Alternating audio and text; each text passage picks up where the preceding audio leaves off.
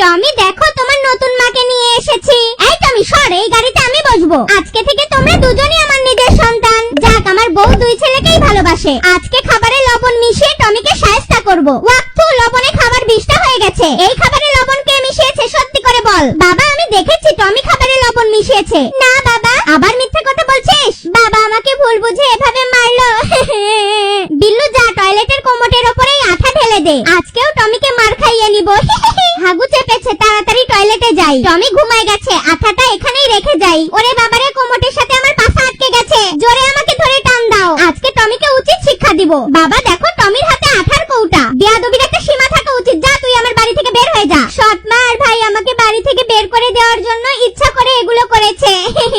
অনেকদিন পর একটা বিড়ালকে পেয়েছি, দাঁড়া, ধরতে পারলে তোকে গিলে খাবো। বিল্লু, তোর মাথায় সেই বুদ্ধি বেটা, টমিকে এভাবে ফাঁসিয়ে বাড়ি থেকে বের করলি। সর্বনাশ, তার মানে তোরা দুই মা বেটা চক্রান্ত করে আমার ছেলেকে বাড়ি থেকে বের করেছিস। যা, এই মুহূর্তে তোরা আমার বাড়ি থেকে বের হয়ে যা। আমার ছেলেটা রাগ করে কোথায় চলে গেল? ওই তো টমি। টমি, আমাকে মাফ করে দে বাবা, আমি তোকে ভুল বুঝে বাড়ি থেকে বের করে দিয়েছিলাম।